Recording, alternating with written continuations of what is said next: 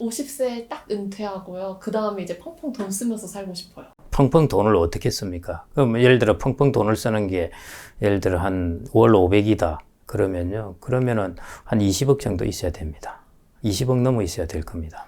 펑펑 말고요. 한 월 300으로 바꾸면 300 정도 주택을 포함한 총자산 같은 경우는 12억에서 15억 이 정도 있으면 될 겁니다. 주택을 가진 사람들은 뭐 활용을 하시면 될 거고요. 그 다음에 65세 정도 가면은 또 이제 국민연금이 나오게 되니까 국민연금을 또 활용해도 됩니다. 펑펑 쓰면서 살려면은 조사를 해보면은 노후에 걱정 없이 내가 정말 돈 걱정 없이 있을 수 있다는 자산이 얼마쯤 될 것 같습니까? 50억도 불안하답니다. 100억입니다. 그 정도 같으면은 내가 이제 걱정 안 한다. 내가 돈을 좀 잃어도 뭐 이제 걱정 없다 하는 것이죠. 50억만 가져도 혹시 하는 부분. 왜냐하면 해봐야 집이 한 10억, 20억 들어가니까요. 금융자산 들어가 있고 하니까.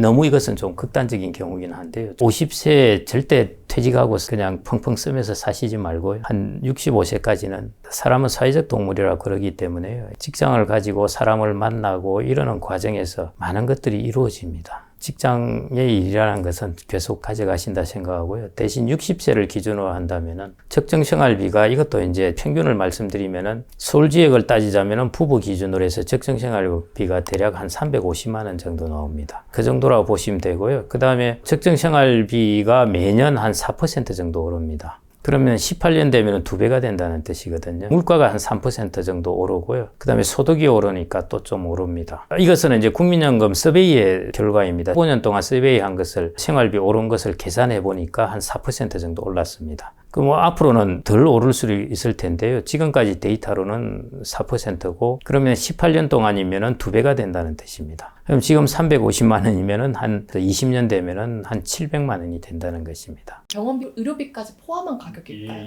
떨어지고 이제 거기 의료비도 이제 당연히 포함되어 있는 수치이고요. 그 다음에 의료비에 대해서는 생각보다는 의료비가 그렇게 많이 들지 않는다는 겁니다. 사람들이 막 공포심에 의료비가 많이 들 것 같은데요. 생각보다는 그렇게 많이 들지는 않습니다. 다만 중대질병에 걸린 사람들, 그런 사람들이 이제 의료비가 많이 증가하는 것이고요. 큰 질병만 피해 가신다면은 의료비는 우리나라 건강보험제도가 아직까지는 잘 돼 있어서 생각보다는 그렇게 많이 들지는 않습니다. 내가 병이라도 걸리면 사실 웬만한 사람 월급만큼 나간다고 들었거든요. 그게 이제 한국은행에서 얼마 전에 보고서 나왔던 게 거의 400만 원에 육박했거든요. 당연히 한 사람 월급입니다. 왜냐하면 그 사람 월급이니까요. 왜 내 월급이나 그 사람 월급이나 그렇게 되는 것이니까요. 그래서 부모님 제발 운동 좀 하시라고 그러고요. 건강검진 자주 하시고, 당사자도 마찬가지입니다. 건강한 게 돈 버는 겁니다. 그러면 내가 한 100살까지 산다고 했을 때 얼마 정도가 제가 60세에 딱 들고 있어야 되는 돈이에요? 그걸 이제 350만 원 계산하면요. 국민연금이 20년 이상 납입한 사람은 한 100만 원 정도 지금 받습니다. 100만 원 기준으로 하면 그러면 250만 원 추가로 만들어내면 되거든요. 250만 원을 추가로 만들어내려면 여기에 한 300을 곱하시면 돼요. 그러면은 7억 5천 정도가 되는 것이죠.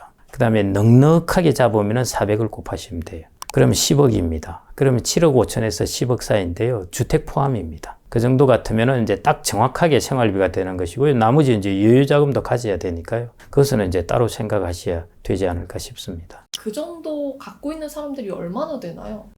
서울 지역과 지방은 아까 차이가 많이 날 수밖에 없고요. 가계자산의 차이가 부동산에서 차이가 나기 때문에요. 그래서 지방은 당연히 그거보다 적고, 그래서 전국을 이제 평균으로 해서 한 60세 정도 전후한 사람들의 총자산이 대략 5억 원 정도 됩니다. 주택을 포함했어요. 금융자산을 대략 8천만 원 정도 갖고 있고, 나머지가 이제 부동산입니다. 근데 여기에서 이제 5억 원 정도 된다는데 여기에는 국민연금이 안 들어가 있거든요. 그래서 가계금융복지조사이긴 한데 국민연금은 자기가 돈을 낸 거잖아요.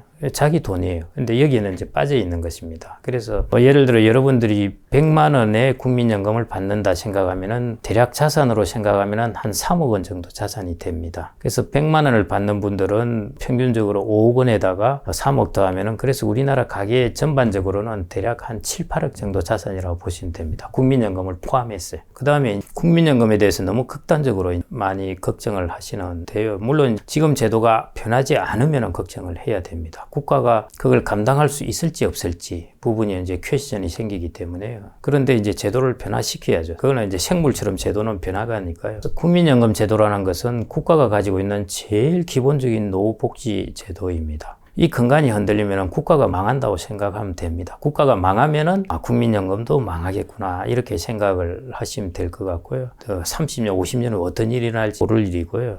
그렇게 극단적으로 생각하시는 것보다 국민연금을 제일 기본적으로 어느 정도 충실히 해놓고 그 다음에 그 리스크에 대해서는 사적연금으로 보완을 해야 됩니다. 여러분들이 국민연금 안 들고 싶다고 해서 안 되는 것도 아닙니다. 그래도 아직은 수익비가 뭐 그렇게 손해보거나 다른 거에 비해서 나쁜 것도 아니고 그 다음에 지역가입자가 아닌 이상은 또 회사에서 4.5%를 주거든요. 손해볼 거 없습니다. 근로자는. 내가 국민연금을 납입했는데 4.5%는 회사가 준 겁니다. 절반은. 저 같은 30대도 받을 수 있나요? 받을 수 있습니다. 국민연금을 안 주면 국가가 도적질을 한 것이죠. 세대 간의 도적질입니다. 한 세대가 다른 세대의 돈을 또 도적질해 간 것이죠. 그런 일은 절대 있을 수는 없고요.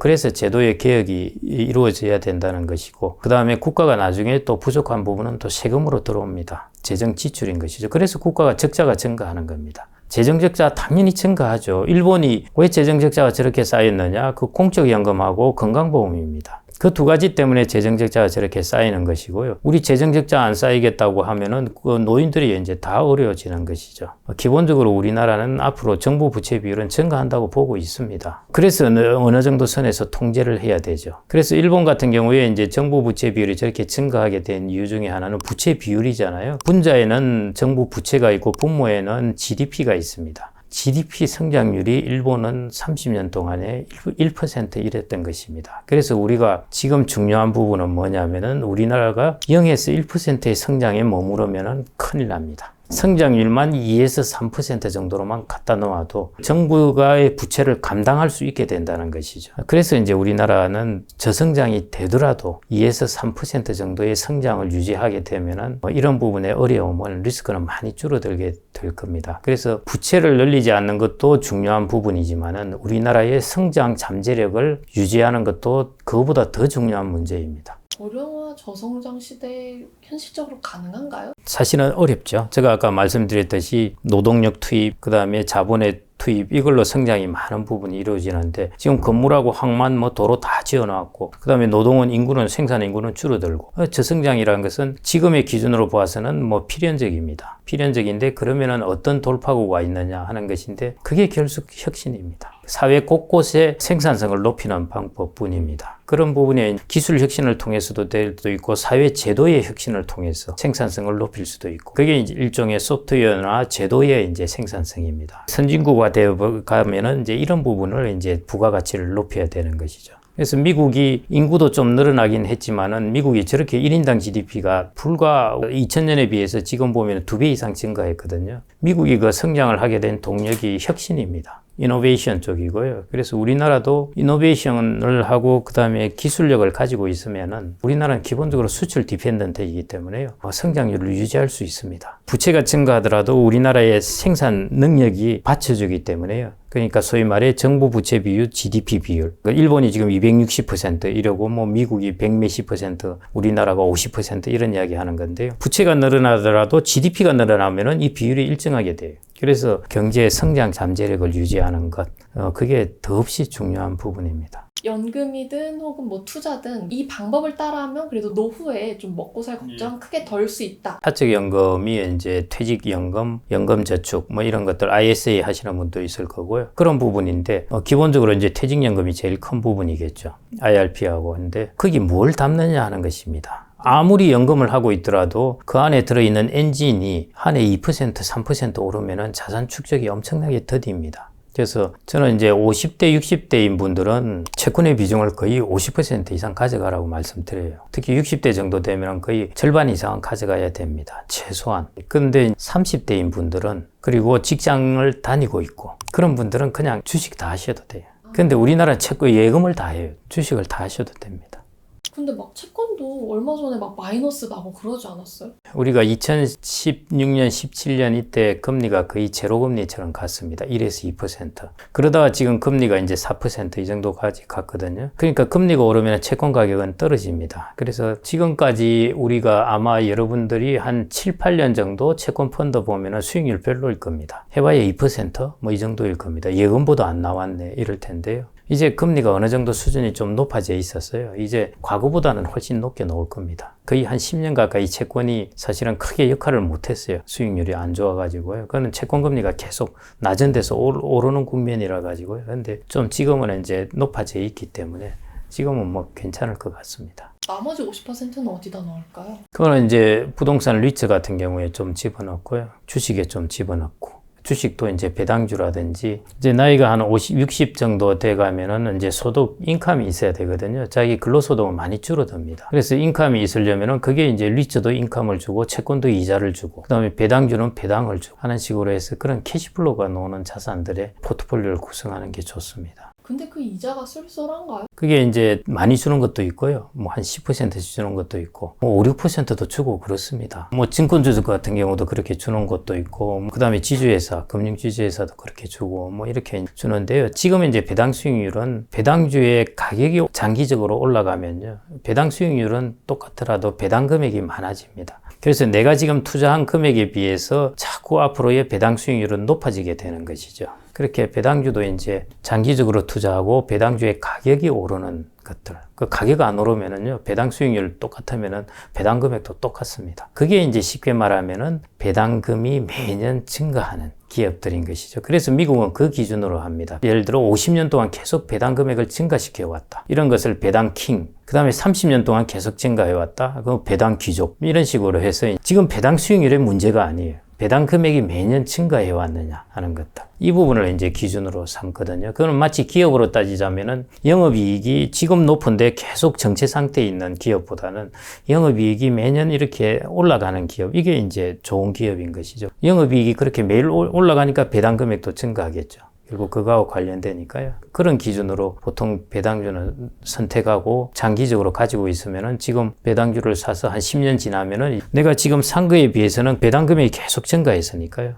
배당 수익률이 높아지게 되는 것이죠. 30대에는 주식을 다 하지만 60대부터는 그 비중을 또 줄이라고 하셨어요. 30대는 계속 돈을 넣잖아요. 그래서 주식을 했다가 돈을 마이너스가 나더라도 또 싼 가격에 주식을 살 수 있고 펀드에서 돈을 안 찾아도 내 월급으로 생활비를 씁니다. 그래서 이거 놔두고 계속 장기 투자를 할 수가 있어요. 근데 60대는 생활비를 꺼내 써야 됩니다. 주식에 투자했다 가격이 30% 떨어졌다. 팔아서 생활비를 끄집어내야 돼요. 기다릴 수가 없습니다. 그래서 주식을 하더라도 인컴이 나오는 것. 왜냐하면 주가가 떨어지더라도 배당이나 이자나 임대료에서 내가 어느 정도 생활비를 일부분 커버하면 그래도 견딜 수가 있는데요. 이런 것들이 없으면 부득이 팔아야 돼요. 그래서 채권의 비중을 좀 높이고 주식의 비중을 낮춰야 될 뿐만 아니라 그게 이제 자기의 자산 가치를 온전히 보존한다기 위해서 그러는 것이거든요. 뿐만 아니라 캐시플로우가 인컴이 나오는 자산을 해야 되고요. 지금처럼 이제 주가가 또 한 2, 3년 오르다 보니까 사람들은 또 망각을 합니다. 그래서 주식이 영원히 오르는가 보다 하는데요. 아닙니다. 주식 떨어지면 살벌하게 떨어집니다. 그래서 60대 자기가 와서 이제 직장도 없고 생활비도 월급이 뚝 끊어지면 이 공포 상태거든요. 월급이 매월 돈이 들어오다가 이제 아무리 온라인에 들어가서 두드려봐도 돈이 안 들어오는 거예요. 그래서 내가 이제 지금 모아놓은 돈을 가지고 돈을 써야 되는데 뭐 한 50억씩 모아놓으면 걱정 없죠. 근데 이제 아슬아슬하게 모여 있는데 그걸 주식을 했다가 가격이 20, 30% 떨어졌다. 생활비는 꺼내 써야 된다. 좀 꺼내 쓰다 보면은 큰일 납니다. 나이 들어서는 내 돈을 지키는 게 더 중요하다는 이야기도 많잖아요. 지키는 것이 당연히 어렵죠. 목돈을 가지고 있으면은 그 목돈을 노리는 사람들도 많고요. 그 다음에 자기가 스스로 목돈을 쓰고 싶은 유혹도 많습니다. 근데 그냥 조심해야 될 것은 보통 보면 은퇴 창업하는 부분 위험하고요. 그 다음에 자녀 결혼 비용 이것도 자기 은퇴 자산에서 빼야 됩니다. 빼면은 꽤 커요. 사실은 내가 이만큼 모아놨는데 했는데 결혼시키고 나면 확 줄어들어 버립니다. 이거 안 돼주면은 나 결혼 못 한다니까 또 그것도 그렇고. 그런 부분에 이제 목돈에 대한 리스크도 있고요. 그 잘 이제 생각해 보셔야 됩니다. 그 다음에 이제 중대 질병 덜커덕 걸리면은 그것도 이제 돈이 나가게 되고 이제 이혼을 하게 돼도 마찬가지입니다. 이혼하게 되면은 재산이 다 반씩 나눠지기 때문에 재산상 타격은 그게 제일 큽니다. 그래서 황혼이혼 부분도 조심하셔야 되고요. 그 다음에 이제 금융사기 당하는 부분. 의외로 금융사기들 요즘 보면은 피싱 사기도 마찬가지고 이런 것들이 계속 증가하고 있죠, 사실은요. 금융사기 이런 것뿐만 아니라 투자 사기도 있고, 그 다음에 금융사기라고는 할 수 없고 고수익에 대한 잘못 투자. 이런 것들을 조심하셔야 됩니다. 그래서 곳곳에 나의 목돈을 노리는 부분이 있기 때문에요. 그런 면에서 나의 돈을 지키는 게 중요하다는 게 이제 그런 부분입니다. 안전하면서 저는 이제 그런 것들 자산이 좀 견고해야 된다고 생각을 표현을 하는데요. 영어로 표현한다면 우리가 솔리드하다면 느낌이 팍 오실 수가 있는데요. 그럼 견고하면은 어떤 것이었냐 하면은 가격이 떨어지고 회복을 못 한다든지 이거는 견고하지 못한 겁니다. 근데 내가 종목을 가지고 있으면은 떨어지고 회복 못 할 수가 있어요. 그래서 나이 들어서 종목 가지면 안 됩니다. 잘못하다가 80% 떨어지고 회복 못하면 노후자금 다 날려요. 근데 S&P 500 같은 경우는 떨어져도 시간이 지나면 회복을 합니다. 그래서 그 기간을 잘 견디면 돼요. 캐시플로 나오는 걸 가지고 잘 견디면 되는데요. 그런 게 이제 솔리드한 것입니다. 절대 안 떨어진다는 것은 아니고요. 그래서 내가 솔리드하게 하려고 예금을 100% 가진다? 그러면 물가도 커버하지 못하기 때문에 시간이 갈수록 자기의 실질 가치가 구매력이 떨어져요. 그것도 솔리드한 게 못 됩니다. 그래서 제가 아까 채권이나 예금을 한 50% 갖고 그 다음에 리츠가 부동산이죠. 부동산을 한 10에서 20% 갖고 배당주를 갖고 이런 식으로 해서 이제 분산을 하고 그 다음에 이제 배당주도 가장 우량한 국가에 이제 그런 배당주를 갖게 되고 그래서 좀 견고하게 유지될 수 있는 부분입니다. 저 같은 이제 30대, 40대 직장인들도 관심 갖는 분들 많으시거든요. 좀 더 어려서부터 준비하면 더 도움이 되겠네요. 당연합니다. 제발 젊을 때 30대 분들, 제가 만일 20대로 돌아간다면 저는 은행에서부터 직장을 시작했는데요. 그러다가 이제 30대 중후반부터 이제 투자회사로 옮기게 되었습니다. 제가 그래서 만일 20대로 들어간다면은 제가 모으는 저축의 자산은 주식에 다 하겠어요. 사실은요. 제가 그랬으면 했을까 하는 생각이고 그래도 그 당시는 고금리라서 덜 억울합니다. 지금은 금리도 낮잖아요. 그때는 금리가 10% 이랬어요. 그래서 그 정도 수익률은 괜찮았어요. 그때도 그러는데요. 지금은 더욱더 예금과 주식의 차이는 훨씬 크거든요. 근로소득도 있는 것이고 그리고 여러분들 지금 자산 축적된 것은 60대는 이만큼 축적을 극대화해놨어요. 주식 잘못하면 확 떨어지지만은 이제 자산을 축적하기 시작하는 단계예요. 그 주가 떨어져도 별로 안 떨어집니다. 여러분들 또 새로 저축 계속 하시잖아요. 그럼 싼 가격에 계속 또 사게 됩니다. 장기적으로 보시면 이게 수익률을 훨씬 높여줘요. 저는 이제 기간이 그렇게 길지는 않으니까요. 퇴직연금 기간 이런 것들이. 근데 한 10년, 15년 정도 이렇게 대략 10년만 보더라도요. 주식 막 확 빠지고 그랬어요. 그런데 10년 동안 역시 보니까 주식 펀드가 압도적입니다. 도미네이팅 합니다. 제 것보다. 중간에는 저를 많이 괴롭혔죠, 사실은. 그렇긴 한데 또 오르고 떨어지고 하면서 시간이 지나서 보니까 확실히 다른 어떤 것보다 수익률이 압도적으로 높습니다. 그래서 젊은 분들은 사실은 저는 이제 지금부터 주식을 하려면 이제 리스크가 있죠. 왜냐하면 갑자기 주식이라는 것도 한 30% 빠져가지고 10년 동안 그렇게 갈지도 모릅니다. 그런 리스크가 있지만은 나이 30세라면은 10년 가도 괜찮아요. 10년 동안 낮은 가격에 계속 사는 겁니다. 그러다가 올라가면 되는 것이거든요. 대신 올라갈 수 있는 나라에 주식을 사셔야 됩니다. 부모님들 세대는 공적연금 제도도 늦게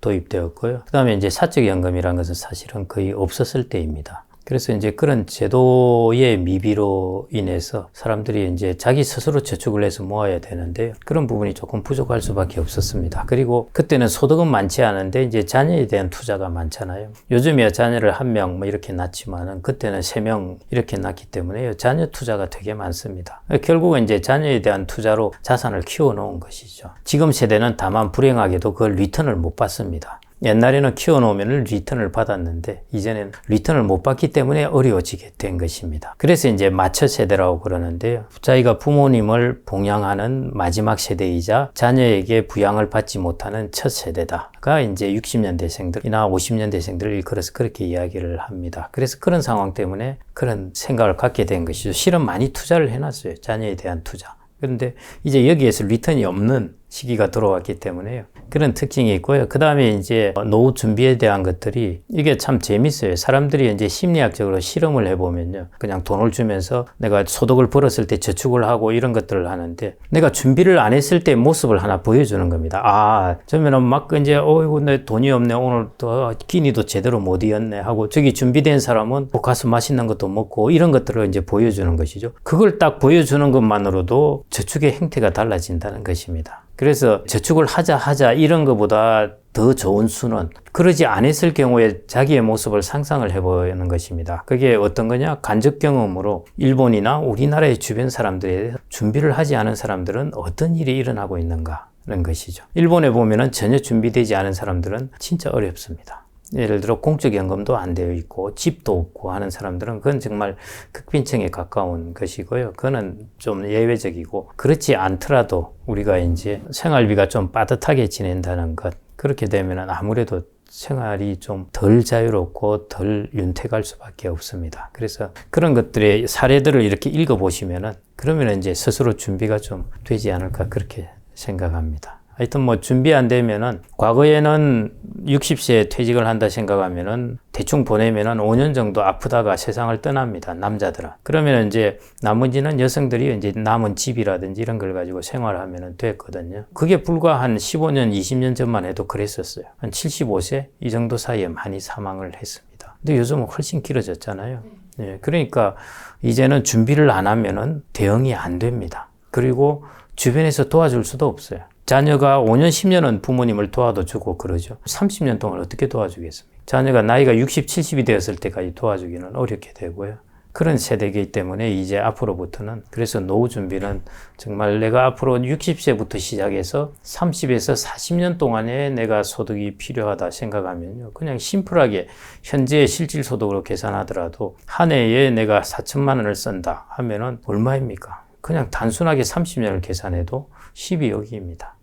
그냥 그렇게 계산해 보시면 돼요. 그냥 생활비가 줄어든다 하더라도 내가 오래 사는 것이 효과가 그만큼 큰 겁니다. 좀 늦었다고 생각하는 분들한테 조언 한 말씀 해주실 수 있어요? 사람들이, 우리가 손실이 많이 났을 때는 사람들이 오히려 더 위험한 것을 선호를 합니다. 예를 들어 이런 거죠. 내가 100만 원을 가지고 포카를 치는데 10만 원 남았다. 에이, 이거 한꺼번에 털어놓고 내가 되든 말든 한번 베팅을 해본다 하다가 결국 다 날리고 가요. 그래, 베팅해가지고 돈 벌을 가능성 거의 없습니다. 포카는 그렇게 쳐도 돼요. 100만 원 잃고 끝나니까요. 근데 삶은 그렇게 하면 안 된다는 것입니다. 삶은 내가 얼마 안 남았는데 이걸로 가지고 베팅을 하면 뭐지? 사람들이 리스크 테이킹이 된다는 것이죠. 나이가 들어서 돈도 얼마 안 많은데 리스크 테이킹이 된다? 딱 털어낼 가능성이 아주 농후합니다. 그럴 경우 그냥 기본부터 차근차근 하면서 쌓아가야 됩니다. 어떻게 쌓아가야 되느냐? 나의 인적 자본, 이게 근로소득을 버는 것이잖아요. 이걸 탄탄히 해야 됩니다. 더더욱이. 다른 말로 한다면은 내가 자격증을 딴다든지 뭐 이런저런 것들을 통해 가지고 내가 일을 하는 기간을 늘려나가야 되는 것이죠. 그걸 통해서 준비를 하고 해야 돼. 그 토대죠. 그 토대를 튼튼히 해야 되는 것이죠. 얼마 안 되는데 이거 가지고 리스크 테이킹, 이게 사람들의 행동에 있어서 가장 큰 오류입니다. 오히려 손실에 대해서 리스크 테이킹을 해버리는 것이죠. 젊을 때는 모르고 포커도 그러면 괜찮은데요. 삶은 그러면 안 된다는 것입니다. 그래서 그럴 때일수록 내가 기본의 토대를 쌓아간다는 생각을 하셔야 됩니다. 내가 좀 늦었지만은, 그래도 우리나라에서 자격증을 따니까 월 한 300원 받더라. 그럼 거기에 이제 올인을 하셔야 되는 것이죠. 그러면 1년 치면 3,600이에요. 10년 치면 3억 6천입니다. 그 정도의 자산을 모으는 셈이 되게 되거든요. 그런 식으로 내가 그 정도의 길을 밟아가셔야 되는 것이죠. 그러지 않은 길을 밟아가면은 뭐 한 5% 확률로 성공할 수는 있습니다. 근데 95% 확률로 훨씬 어려운 길을 가게 될 수가 있기 때문에 이게 정도의 길을 가는 것, 그게 저는 중요하지 않을까 싶습니다.